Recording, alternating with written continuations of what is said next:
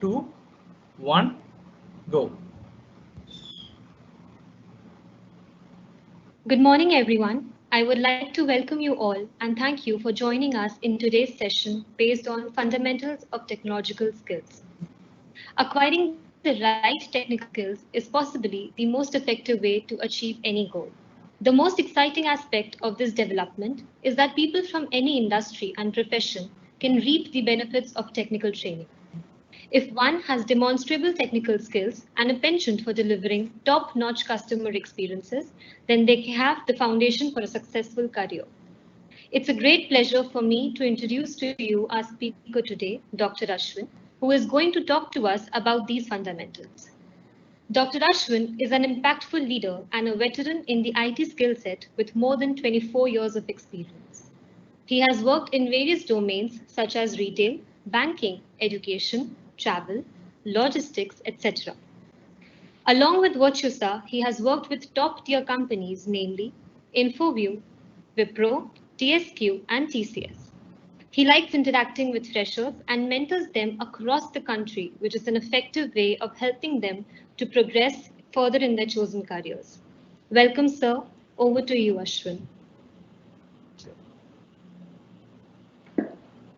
Kriti, you're able to hear me? Should I present the? Yes, Dr. Ashwin, loud and clear. Yeah, so I'll share the presentation and start talking.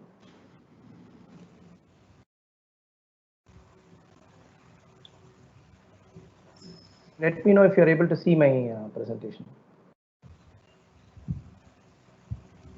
Kriti, you're able to see the presentation? Yes, it's up. You can start. Thank you. I have thanks one and all. Thanks for this opportunity, and it's a privilege. It's a privilege to be with you today, and hope this 1 hour to or 1 hour 15 minutes is useful for all of you in some form or the other, and it's useful for me. It also to refresh things. So first of all, thanks for the opportunity, Kriti, and thanks for the opportunity to the team. So I always like to start with this quote. And this is one of my favorite quotes, and instead I would say not one of the favorite quote. I almost start every presentation with this: dream is not what you see in sleep, dream is something which doesn't let you sleep. So I don't have to explain more. This is speaks for itself. So this keeps me alive, this keeps me into, this is the, whenever I'm down, this is what keeps me up. And with the deepest gratitude, I would like to take this opportunity to make a difference. So give me your 60 minutes of your time, or whatever time you want to stay in this session. Let me see if I can make an impact to you or in your career. Having said that, thanks, and let me get started. And this is the theme, and this is an 8-week series which I am doing. Obviously, Kriti is as a series. They are adding other sessions too, but I personally am going to take 8 sessions, and this is in continuation of the last session which I took. That was a precursor, and this is the first session where we are going to talk how do you get qualified along with being certified. All of you are going to be certified. Most of you are in your college, or most of you are mentor students who are going to get certified. Anyway, they will close the degree in some form or the other. But are they getting qualified is the question which needs to be addressed. So that's what the entire series is all about. And if you look at it, and I'm not saying certification is not important, but then to get a job, certification along with qualification is important. And you would have heard about a lot of people losing their jobs, losing jobs in IT and other things.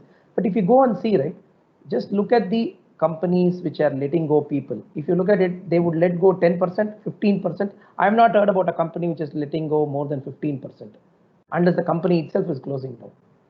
But then you should look at why is that 85% of them are able to keep the job, because they are needed for the job, they are qualified for the job.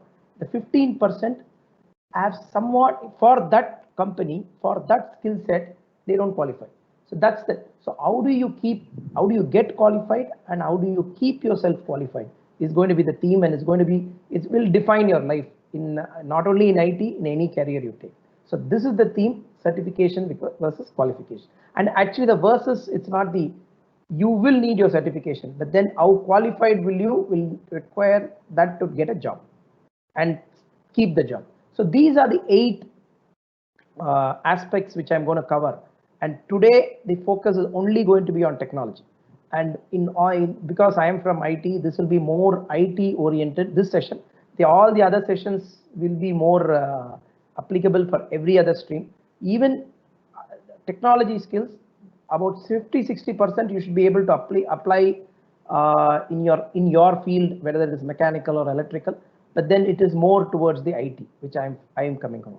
So I'm not going to explain each skill. I'm going to go directly, and today's session I'm seeing if I can complete it early and keep it open for questions. So let's see how it goes. So in terms of, today's focus is vanilla technology skills. And if you look at out of this 8, right, this is the icebreaker, right? People won't see your other skills if you don't have the skill. That's the reality of life. You will have to clear your technology test, your technology interview, your technology coding interview. Only then they will look into other things. So this is an icebreaker. This thing for me, this will be your break. Other things are very important, but then once you clear this, other things will get important. If you don't clear this, the possibility is very low. Okay, so ensure that you focus on the area of technology, and this particular session is giving you insights into what you should focus on. Okay,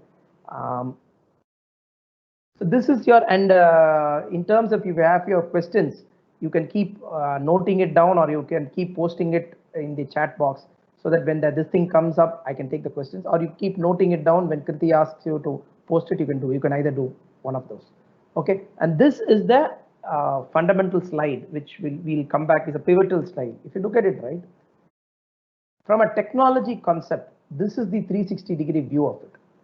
Technology fundamentals. When I say fundamentals, your OOPS concepts, your object-oriented concepts, your logical thinking, your abstract thinking, your network knowledge, your computer knowledge, everything comes into technology fundamentals. And as part and parcel of your academics, I'm sure you would have learned subjects like that, but look at the practicality of it also. So that's the concept. So technology fundamentals, and I'll tell you folks, when I joined TCS 24 years back, they gave me about 6 to 8 months to get useful for the company. Today, we don't have that luxury. People who join the company need to be useful from day one, or not, if not day 0. Okay, so that's where all this focuses upon center of excellences, or people training, or skill set training, and all that. So ensure that the technology fundamentals are and whatever you want to choose any type of a career. I get to see engineers who come and ask me, I want to directly jump into cloud or AI ML without knowing what technology is all about, what architecture is all about. You will fail, and you will lose job even if you get a job, because what will happen is you will point blank you get all your fundamentals right, only then you can go for niche things. Second one, coding is bread and butter for IT. Okay, so this is like I keep this another stethoscope, right? A doctor will have to use a stethoscope anyway, and coding is your skill. Even if you are a manager, even if you are anybody in IT, you will need to know coding. You will have to have fundamentals of coding. Suddenly a code comes to you, you will need to review it. You will need to, and this is the beauty of IT, creating something. Coding helps you to create, right? So this is an important art. I would say coding is an art, and we'll go in depth in this session, where we will see the aspects of coding. Deep language. Choose two to three languages. 2 languages is the minimum. Third language is a definite added thing. When I say language, Java or Python or whatever you want to. Everything has its own flavor. Today, Python and Java are one of the top. But if you want to choose .NET, whatever, you choose your language and get deep into it. You will need your language skills for you to see. This is like this, right? People ask me, computers will replace, or machines will replace man, or AI will replace man. See, that everything has to be coded, and for that to be coded, you need to have deep skills. You will need people who will code those programs. You will need those AI ML experts who will code it. Okay, so your language and your coding becomes very, very important. Full stack engineering, why I keep talking about this is your catch-all. Any point of time, if you are no full stack engineering, there will be always opportunities for you. The data might come down, cloud might come down, cloud might go up. Today it is cloud, today it is AI/ML, yesterday it was analytics, whatever. So, but if you're exposed to full stack, that will help you in your career. So I always, because full stack gives you an entire picture, front end, your back end, your server side, your DevOps, what happens in the end to end. So please spend that time to learn what is full stack engineering. And if you if you want to become a full stack engineer, that is well, and there is a separate thing. 50% of the jobs which come out in the market is full stack engineering. It's a huge number, guys. 50% is a huge number. So, and even the billing rate for what the customer is willing to pay is about 40 to 50% more than a normal engineer. So please ensure that you understand, get exposed to full stack engineering. AI/ML, data and cloud, if you believe you have it in you, learn that knowledge based and also practical based. This is one line which I want to leave away from you. Multiple lines I leave, but one of the critical lines. In future, coding is your only resume. The code that you have written is your only resume. So you have to start coding. If you are a first year, second year, third year, fourth year, I don't care who you are, you have to show code. That's when, see, the entire interviews are now based on coding. And if you come and show the code that you have written, and don't cut and paste code and make it your code. Your code, if you show to people will look at it. Technologists want to see code. So that's the thing. You all have to have GitHub created and start putting your code. Whatever you write, you write an Hello World program, put it there. You write a tool, put it there. But slowly increase your level of concepts also. So that's from a technology skills. Quick check, Kriti, you're able to. I'm audible, right? Kriti or Naveen? Yes, Dr. Ashwin. Yeah. Okay. Yes, we can.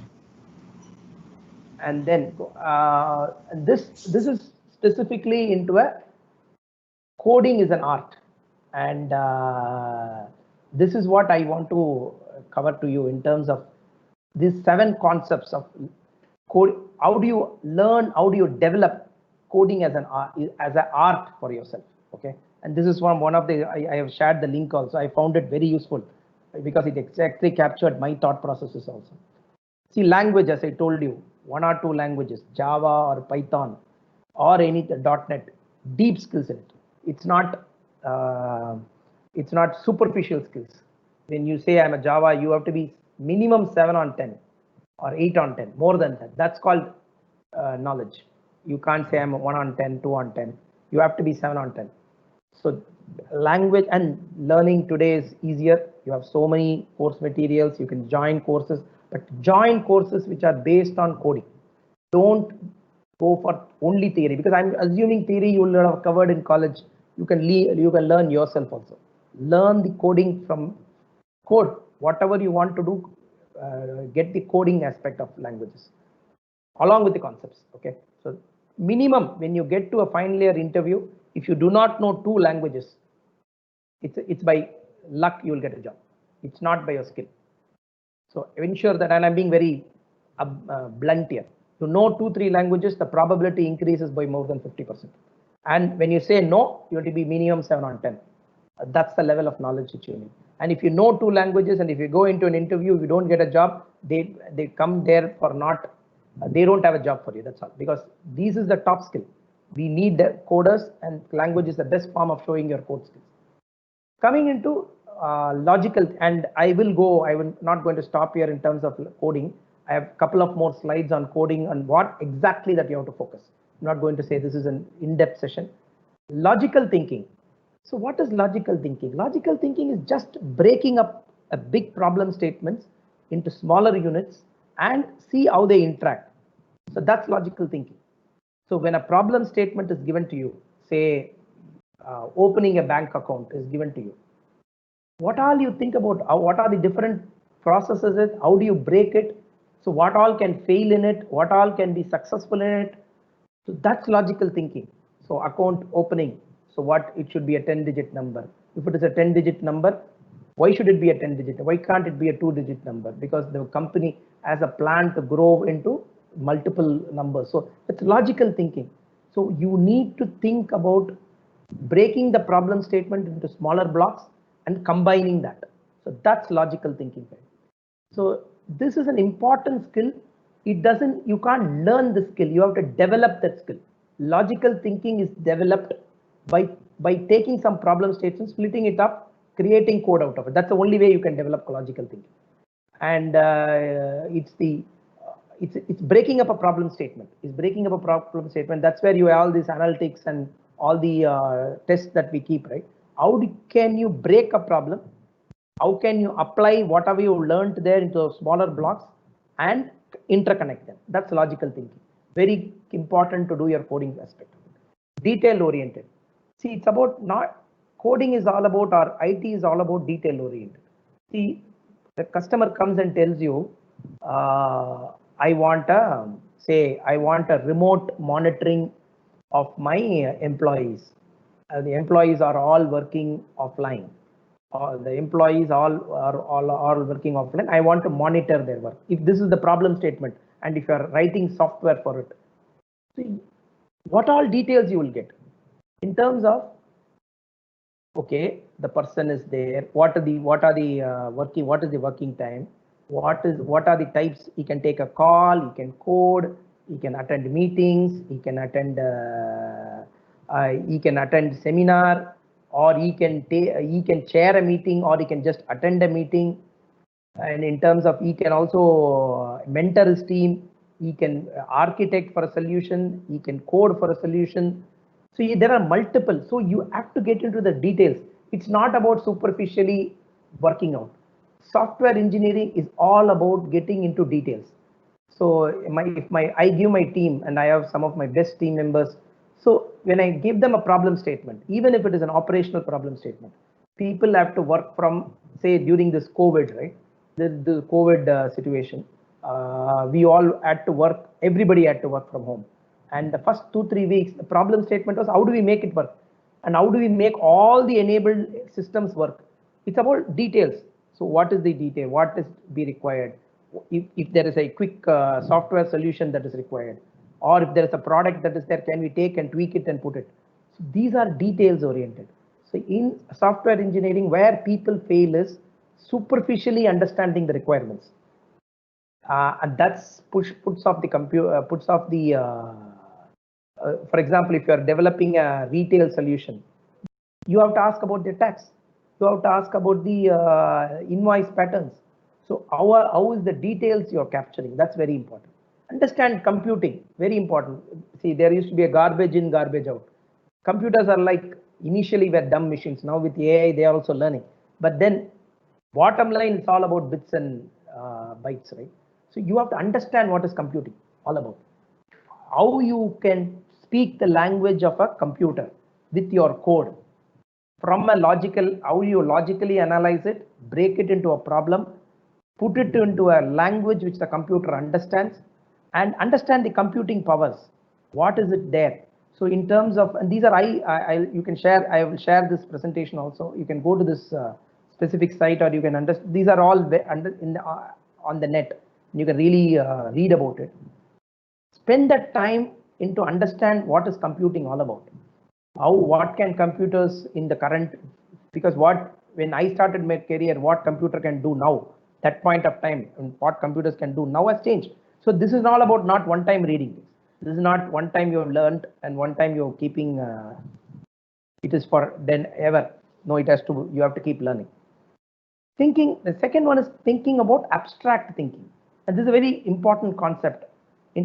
How can you abstract things? For example, if you're talking about, say, I talked about opening up an account, right? So what are the elements there? The elements is a bank, an account, an employee, a customer, Ashwin, if you want to say Ashwin is a customer, and he interacts with the computer. It's all in the physical world, but how do you abstractly think from a code? You have a person, you have a, for example, he interacts he can overall he can interact with the bank. He can interact on the web. He can interact on an ATM. He can interact on with the agent.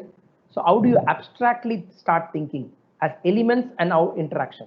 It's a very important. See, this logical thinking and abstract thinking and understanding computer. Please spend some. It's very difficult for anybody to take a class on it. It's about you spending that energy and spending that, and that's where if you look at it, you can think why people, companies who come for campus interviews give those logical tests, right? It's all because you can't be taught logical thinking. You can't be taught abstract thinking. How well you break things, and you would always see these characters in college. They might not spend time understanding the subjects, but they can be great logical thinkers. You have to develop that skill. The next is scientific method. Think about software is not by chance. For example, a product like Microsoft presentation doesn't get created by chance. It's done with a scientific method. When I say there is requirements gathering, there is testing, there is validation, there is version control, there is product management, there is performance management. If a PPT, people will how all it can be used, whether it can run on a Mac, whether it can run on a Windows. So there is a scientific method to this madness. There is a process. So it's not about somebody ask you in your lab, right? When I used to be a fresher, I used to get an write a program to sort. We go immediately write and sort, right? Real-time world problems are not that. I won't say that simple is a very wrong word. It's not. It's actually more complicated or more real-time. For example, this COVID is a real-time solution, right? You can see Google and all creating products to, for example, the COVID platform to see where all people are affected by COVID, or where all you can get help for this thing, or during the flood, what is the recover mechanism. These are all scientific methods of looking at things. It's a process, it's a procedure.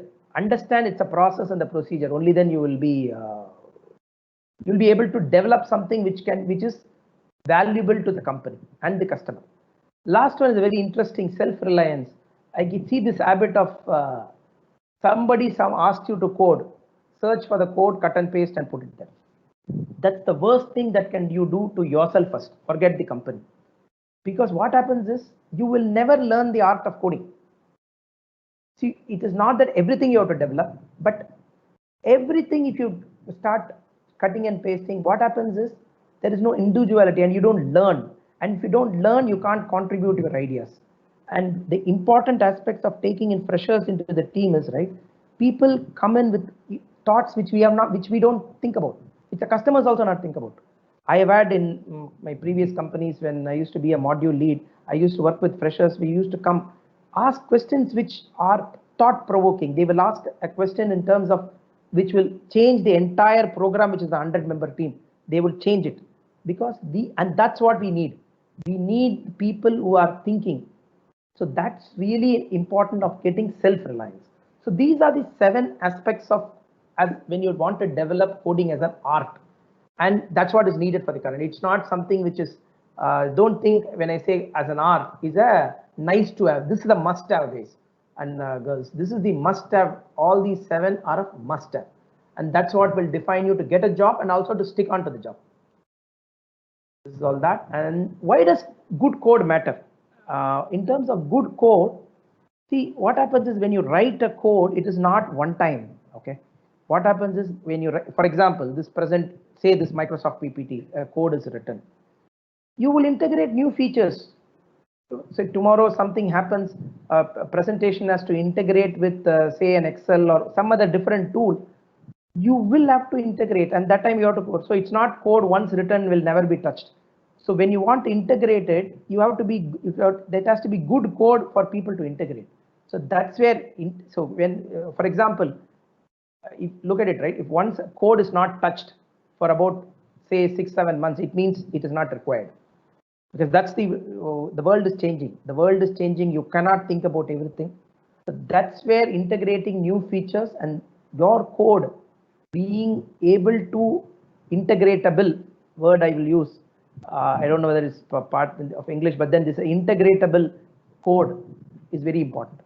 And then what happens is many a time, many people have forgotten what a lot of code does, because it's just cut and paste from somewhere. They don't require certain code lines. Maybe that doesn't get executed itself. That happens, and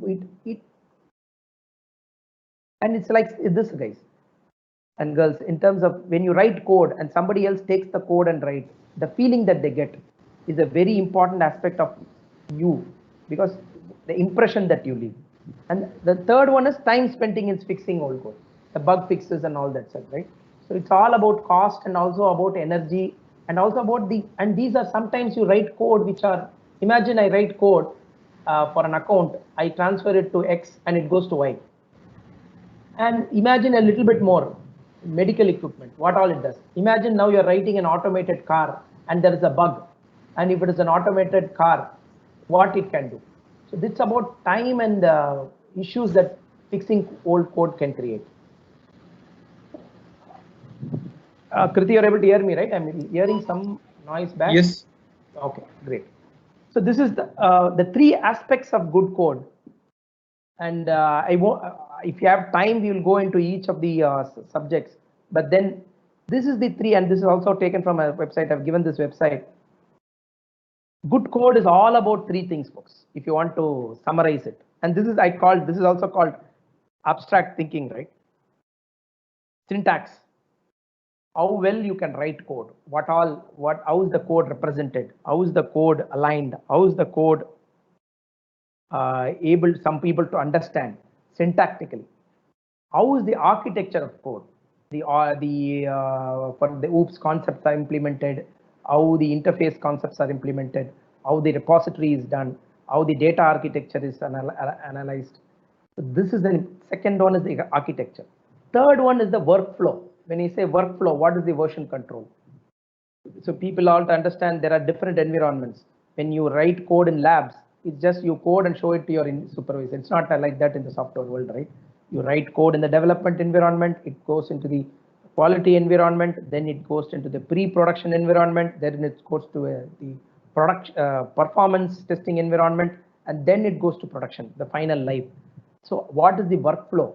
How do you understand how this, now it's all automated. How do you understand the workflow process of it? So in terms, and when I say all is automated, this is the problem, right? We all think all is automated, so we don't have to know about it. It's not the case.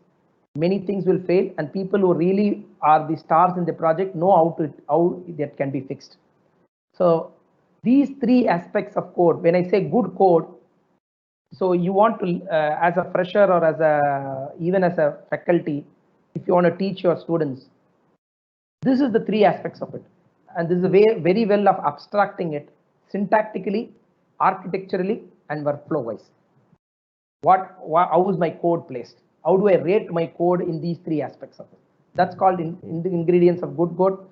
And these are concepts which I took from a site because it echoed I wanted to represent. I also was thinking, how do I say what is good code? These are things which we practice and we expect. But I think this site captured it very beautifully. I thank two of my team members who actually gave this site to me. It actually captured and it represented this. I just put the diagram. The points were actually good, very well represented. So this is from an ingredients of a good code. Then getting into, actually I have two important slides, and actually each one of the syntax, architecture, workflow, I have separate slides. But let's see how the time and then get into it. But before I wanted two slides for you to all take home with respect to whether you are a faculty or you are a student. And some of my team members are also there.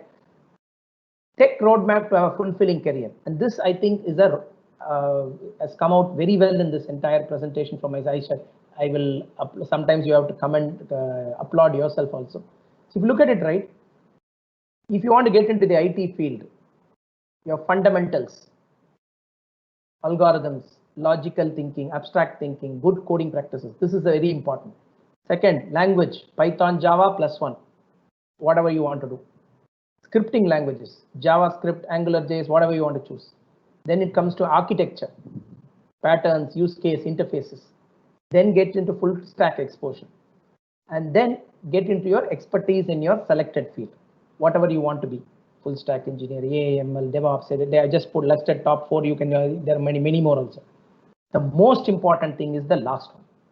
Don't think there is a start to this. There is never an end. So this is a key takeaway. There is a start to this. There is a never an end. Learning journey continues. In fact, nowadays our appraisal cycle itself, we have a learnability as a parameter to gauge people, and it's very much a fact. We learn what is the time they spent on their training, what is the output they show, what is the interest levels they show on training, what is the self trainings that they have done. Very important in terms of you understand this roadmap, and I think this is a very beautiful thing which you can internalize it maybe in the colleges, what you can want to do in terms of how you want to structure your preparing a guy for or a girl for this thing for a campus. If you have these concepts in some form or the other, fundamentals, language, scripting language, architecture, full stack exposure, expertise in your selected field. And when I say expertise, it's about getting trained, showing code, getting some real-time exam, working experience. Even when I say internship is a very beautiful model. How do you get all these? Will have a fulfilling career. And most important, if you want to stick on to this career, you have to keep learning. You have to keep learning in whatever way you want to do. And so this is a very important slide. Actually, it should come to the end of the presentation, but I didn't want to, lack of time, I didn't want to miss this slide. So I just wanted to cover this slide. Take roadmap to a fulfilling career. Any questions I can take during the Q&A session. Text, two important things which, as I told you, coding will be your resume. And your resume in future or even today has to have these 6 concepts. Your GitHub repository with the code that you have developed, what all code you have developed, and how you have progressed code.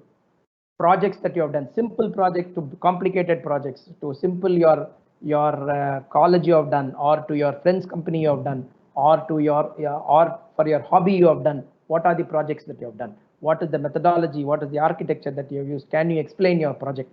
It's also about your college project. What do you have in mind? It's very important. And it's not about college project writing 2-3 lines about. It's real-time experience. And if you're doing an internship, what you have done in the company internship. Expertise in 2 to 3 languages, it's a must-have. I can't speak more. Scripting and full stack exposure, this has to be on your resume. Area of interest and time spent. If you're saying I want to be a data scientist, or if you want to say I want to be a AML, what have you done to become an AML? Have you learned the maths? For maths is a very important concept of AML. Without maths, nothing can be done in AML. What is the time that you have spent? What is the language concepts that do you know Python very well to become an AML? Do you know the tools which are used? Have you done something? So it's not about I am interested in this, right? That's not the resume. That's not the resume. You can talk that also. What your resume should contain is what is the time spent, and even if you're a 3rd year, final year, time is not lost. Join something, or you yourself spend time and get this all. The last one is process, tools, OOPS expertise, knowledge and actual implementation. How have you done small things in your projects, in your sample projects, in your college projects, in your internship projects? What have you done? If you ask me, these 2 slides, tech roadmap and your resume, is a must-have and a must-key element for anybody who's coming into looking for a job in IT. Okay, and if you want to expand it to other aspects of mechanical, electrical, you can do. In fact, I was thinking I should work with a couple of my friends who are in that field to develop this. But if you look at this, this is a roadmap for a fulfilling career in IT and what your resume should contain. Okay, so this is 2 important concepts which I will want to leave with you. Let me took 11:05. So Kriti, till what time you want to go ahead and open for questions? Another 10 minutes? Yes, Dr. Ashwin. Okay. So, I will come back if there are some questions to this. Tech roadmap and your resume. Okay, and let me cover it one more time from a resume concept. Your code, your projects, your expertise in 2 to 3 languages, scripting and full stack exposure, your area of interest and time spent, and your architecture and process knowledge must be in your resume. Apart from your other personal aspects, what you want to be, what you want to do, those are comes in the second page. The first page should be this, and all should be captured. And even if you are fresher, this is expected. This is the three parts I told you: syntax, architecture, and workflow. I won't cover a lot, but if you look at this is what the good code all about. How do I name a variable? I read this somewhere. Naming a variable is like naming a child. Naming a file is like naming you. How well you can name. And this is Martin Fowler himself. Any fool can write code that a computer can understand. Good programmers write code that humans can understand. So this is Martin Fowler for you. It's not from me. So Martin Fowler is one of those fathers of computers coding. So ensure that anybody can write code that a computer can understand, figuratively understand, use this. But good programmers write code that humans also can understand. As I told you, because code has to be maintained, code has to be done a lot of things. So this is, I'm not going to go. You can go to that site which I told you. There's a beautiful, avoid writing comments, because what it means is your code should be so well written that it is a comment for itself. You don't need separate comments. So this is how well your code is written. And formatting is very, when I see a code which is not formatted, or it's very awkward. That's the right word. Then what is a good architecture? What is a use case? What is not a use case? What are the data? What are the interfaces? What are the repository? What are the tools? In your project, you should be able to tell all this. And this is also part of that site which I gave you. Please go into that and see what are the different principles that you have used in your architecture. In terms of workflow, what is the version control? What is the continuous integration tools? What are the code analyzers that you have used? What are the testing processes that you have used? People nowadays, a lot of manual testing is moved into automation testing. How can you test your code? Even the simple code that you write, how can you demonstrate that you have written automation script also to test it? So these are things which you can impress upon an interviewer who comes to your college and ask you, I've written this code and I've also written an automation script that will test this. Or if I'm writing a product suite, I've also written, and don't copy this. And it can be 2-3 people together also. Me and my friends have written an automation script which will test by itself. So these are the things. And what is the version control that we use? These are ingredients of a good code. Last couple of slides. These are the top languages which are there: Java, Python, scripting, C++. These are the top coding, and this is from Coding Dojo. Look at, I'm saying Java and Python, if you know, it's more than enough. But scripting, apart from scripting. But if you want to have exposure in C++, C#, go ahead.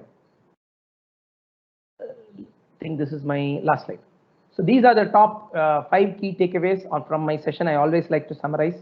2 languages in depth. Understand the aspect of what good code is. Internalize the concepts of art of coding. Roadmap for tech learning, which I gave you that roadmap. Understand how architecture needs to be applied. Understand the process of software building.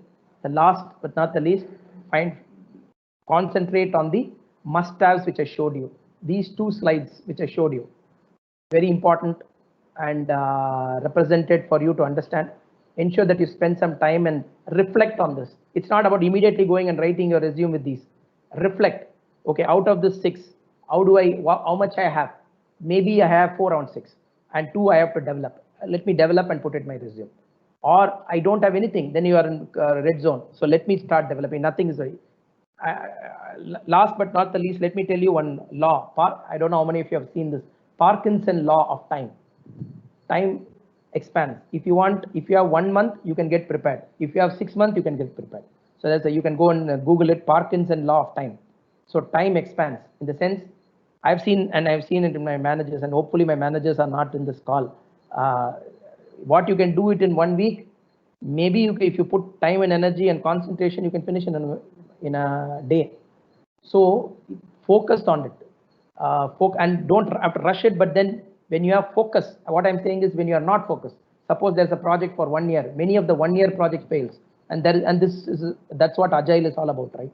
If you go and search on Google, you'll say projects with 1 month, 2 month duration are more successful than projects with 1 year duration. And if you look at it, even if you see dams which are built, right, look at the dams which are built for, if it is more than 5 years, then you're done. The dam is definitely not going to be built because it won't have the latest and greatest technology used. It will be old. But if it is done on a proper 1.5 years, 2 years, 3 years time, it's more use. Okay, so this is the Google it. It's a good principle, Parkinson law of time expansion. So this is, I think I almost covered 5 takeaways, and thanks, wishing you most and more in this journey of getting qualified. And as I told you, this is an 8 series session. I've completed the first introduction last 2-3 weeks back. Today I'm doing the first. I will do 7 more sessions on management skills, communication. Maybe where you will have a session where we will sum it up also. Okay, that's it from my side, Kriti, and thanks for the time, and I will open up for questions. Thanks, Dr. Ashwin. So we have quite a lot of questions ready. So I'll read them one by one. Yeah. So the first question is from Bharat. Bharat. He wants to know, while writing a code in DBMS, how can we be sure about the logic for authentication as everyday new cybersecurity issues are coming? See, specifically, I do not want to get into DBMS part. See, this security is a real-time thing, right? So what happens is there are always patches which come up, and you have to implement them. For example, it's like when security is not one time. So let me give you an example. Every day when I log into my, at least 2 days once, there's a security patch which comes from my company. Because now with remote working, you will have security patch. It's not about one time. So in terms of DBMS and also, you will have a wrapper around it. You will have a Java class or something on a wrapper around it where you can implement the latest security policies. But as I told you, it is not one-time process. You and the hackers are also getting, they are also coding, right? So there's something called ethical hacking also. You guys want to learn, read about it. So it is about learning that how do you save it. I don't know whether I answered the question directly, but in terms of DBMS, but you will have a wrapper around it, and in that wrapper you can take care of all your security, and there are latest and greatest of security programs. But as I told you, it's all currently, so you have to be current. You have to be in the forums. You have to be, as a coder, you have to be in the forums of Java or Python and learn about this, learn about what is happening from a security aspect. Next question. Thanks, Dr. Ashwin. Next one is it possible to learn multiple languages as a fresher, because while learning new syntaxes for each language is confusing? That's where if you have not applied it, that will be confusing. See, languages, can you come and say English and Tamil is confusing? See, for example, I'll give you a context, right? So a long-winded answer, but I will tell you. My wife is, I am a Tamil speaking person. My wife is a Telugu speaking person. And my daughter was born because she obviously started talking in Telugu faster than Tamil. But when she started growing, when she started seeing me, she will immediately switch to Tamil because I'll respond to her when she talks in Tamil only. So in terms of, she used to make that switch between Tamil and Telugu because she actually wanted it, right? She wanted my time, and I gave that. So that's where, when you want to understand that language, this language, and what we are not saying is not about 10 languages, and it's only about 2-3 languages. So if you have applied it, it won't be confusing. If you have not applied it and you have done cut and paste, it will be confusing only. If you start writing from scratch and if you know, it won't be confusing. And sorry for being very blunt, but the answer is correct. So if you are, and you're not talking about and syntax also, right? Lot of these softwares will check syntaxes for you. But more than that, if you want to apply learning 2-3 languages is not difficult. And it is needed also, by the way. Go ahead. Okay. Thanks, Dr. Ashwin. The next one is, how can you have a strong logic building ability? Is there anything that helped you personally to increase this trait? See, good question. So in terms of, when a problem statement is given to you, can you take a piece of paper and break that down into certain blocks and represent that problem statement into that blocks. I do that often, and people who have worked with me, I always need a board. I always need a board and pen when a problem comes, or I need an Excel. And nowadays it's remote, there's no board, so we need we use. I still prefer a board, but then so because it's remote, we use the Excel. So you have to start writing the blocks, and any problem you are given. You are given a problem. In fact, say you have to study for a subject. Can you write it in a piece of paper, the different blocks, and start linking those blocks in terms of how they are interacting? That's a good example. I use this principle.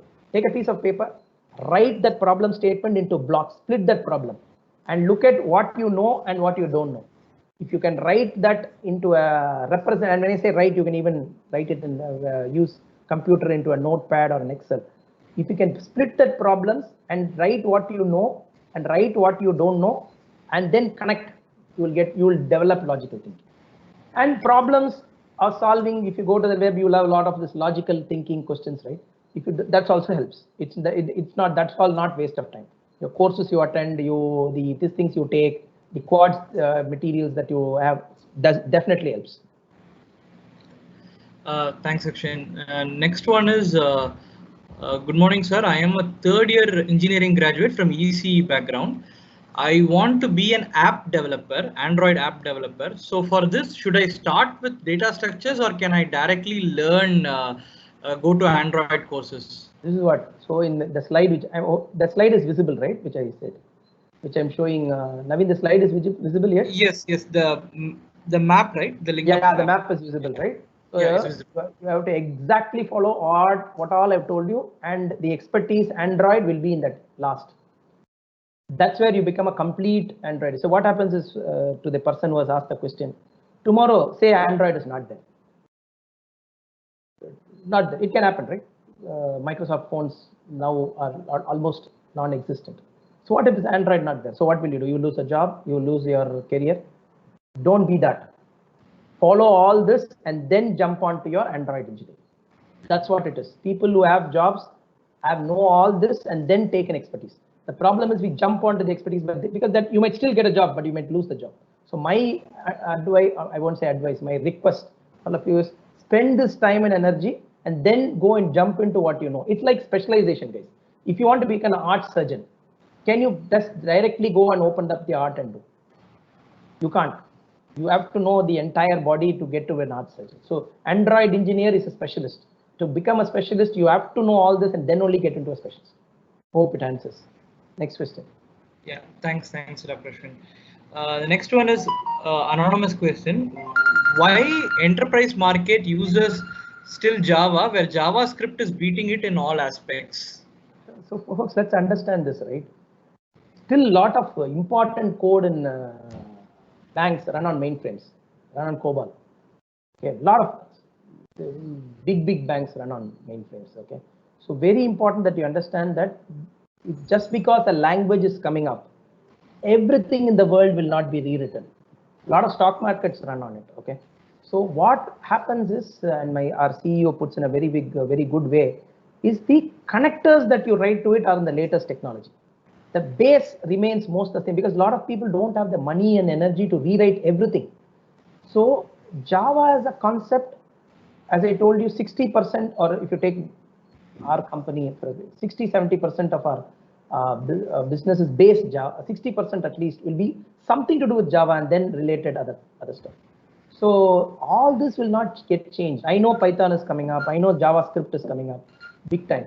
There are certain things you can write in Java only, and a lot of people are not going to change it right now. The new projects will be in that JavaScript, but then the many projects will come based on the previous projects. So what I will suggest to you is the enterprises are moving into the direction, but it is not one time. As I told you, still a lot of things runs on COBOL. A lot of important stuff run on COBOL. So, but we don't get to see it because there are always wrappers around it. But as I told you in this entire roadmap, I've given you language and then I have told you script also. So learn both. Be so that whatever happens to the industry, you will have a great career. Thanks, Dr. Ashwin.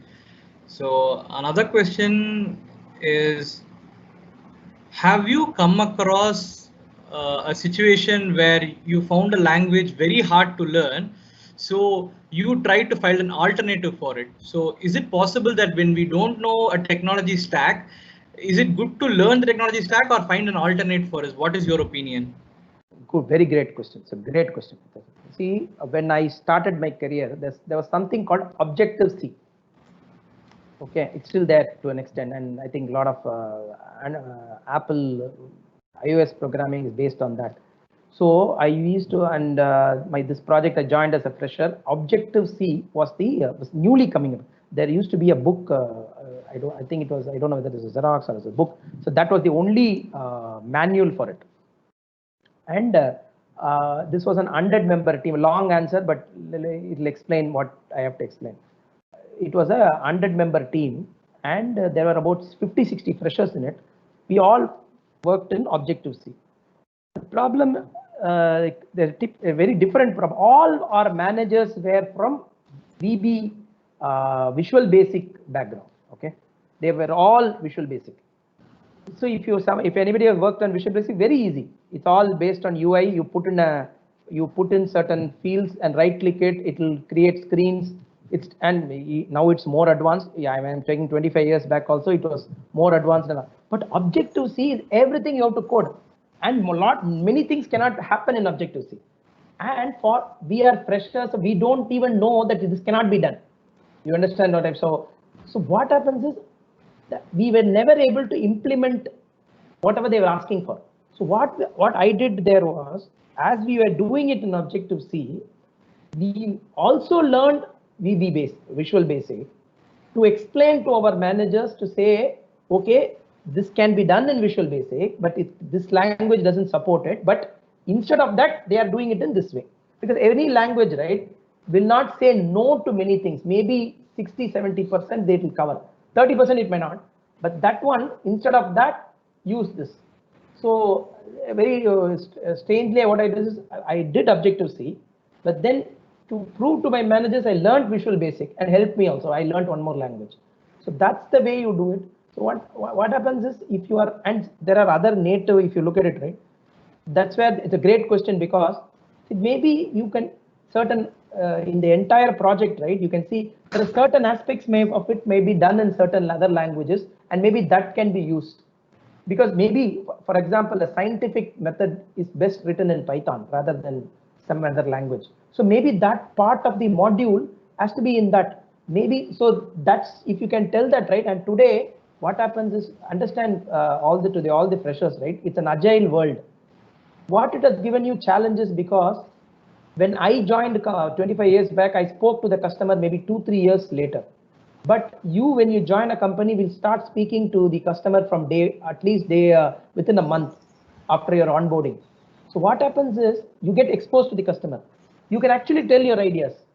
So obviously, this has given a challenge in terms of communication and other things, but it has also given you a venture that you can get exposed to the customer directly.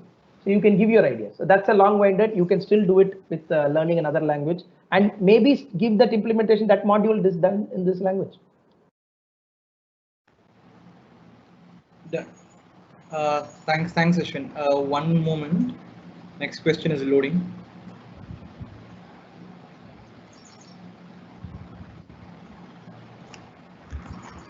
Okay, again, this is similar to the question of that Android developer. How important is it to go through the basics and learn programming languages like Java for a guy who's interested in AI/ML? Because if I'm going to be in core AI/ML, I can just learn Python, R, and Tableau. Learn Python. I told 2 languages. I just used that. If you want to learn, just learn Python. Okay, no, he's asking what is the importance of data structures algorithm and DBMS with respect to AI/ML. So that's what I'm saying. Now today it is AI/ML. Tomorrow, these all gives you the fundamentals to do stuff, right? So that's the curse of this industry. You see this industry, some people are losing out because they get so into these specialization without getting the basics. See, if you do not understand good algorithms, AI/ML is greatly algorithm based, and suddenly say you become a solution architect, say 7 years down the line, AIML solution architect, you will have to know about all these. So what I'm trying to tell you is, in terms of, you don't have to be an expert in that, but then fundamentals, it's like, can you, I'm not able to get a right, if you are to be a great spinner, does it mean that you don't have to know what it is to bowl fast? You have to know, only then you choose to be a spinner. So you have to be, just get exposed everything to this field and then choose your engineer. What happens is, it gives you a base. It gives you a real base. And in fact, and all this, as I told you, time you want to spend fundamentals, because that's what is your engineering all about. You have 4 years to do that. And if you're not done, even 2 years, you can do it. So you want to become AIML, Python is one of the best languages, you can do it. But get exposed to your algorithms and all that, because that will help you. And as an IT engineer, what happens is, when you are in IT engineering, people don't see you as an AIML. People see you as an IT expert. And as an IT expert, people have to know algorithms and other stuff. Thanks, Ashwin. Ashwin, the final question is, the value of MTech is reducing day by day. A lot of MTech graduates are finding it hard to get a job, even though MTech is considered to be an area where people actually learn more, but the value of MTech has fallen down. Is it advisable to go to MTech in this scenario? Because I have wishes to go in research. Kindly advise. I think I don't personally, and this is my personal opinion, why do you get into MTech? If you have got into MTech in terms of doing a research and getting strong into a field, I think if you develop it, I don't see people will not take MTech. People, because if you are just doing MTech to get a degree, people will not take you. And sorry to say, about 80% of people who do MTech, maybe they, at least if they are not that, they come out as that in an interview.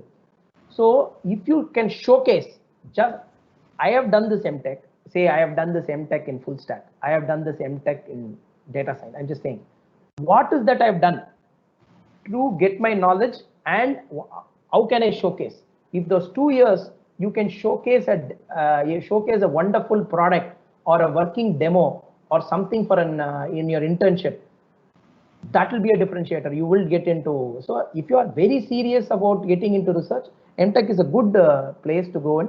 You should, but then if you just go to get into MTech to just get certified, and MTech alone does not give you a job. Let me put it crudely in that way. If you can showcase your expertise, that's what will give you a job. And keep the job. Thank you so much, Dr. Ashwin. Yeah, we do have other questions, but you have already answered it during your presentation, like how a good code should look, what is the roadmap to be a good developer. All of that has already been explained. So thank you so much for taking your time in addressing the students from across the country, and also guiding them on how to be a developer. You know, a lot of EC students have joined today. They are the ones with the common question, like, how can I be a developer, because I don't know the basics. So we have been getting feedbacks as well, saying that I'm from a non-CS background. I got a lot of clarity through this session. Thank you. On behalf of the students as well as team. By the way, Naveen, I am an electronics and communication. Okay, that's for all those EC and EEE students. So you can see what the benefits of following the fundamentals will lead you to. So yeah, so that is all from our side, Dr. Ashwin. Thank you so much for joining. Thanks for the opportunity. Thanks to the Almighty for the opportunity. Thanks to Kriti and you, Naveen, personally. And as I told you, this is an 8 weeks series I'm doing. This is the first week, and we will do the 7 more weeks, and hope to see many of you in those sessions. Thank you. Wishing you most on this journey. Thanks, sir.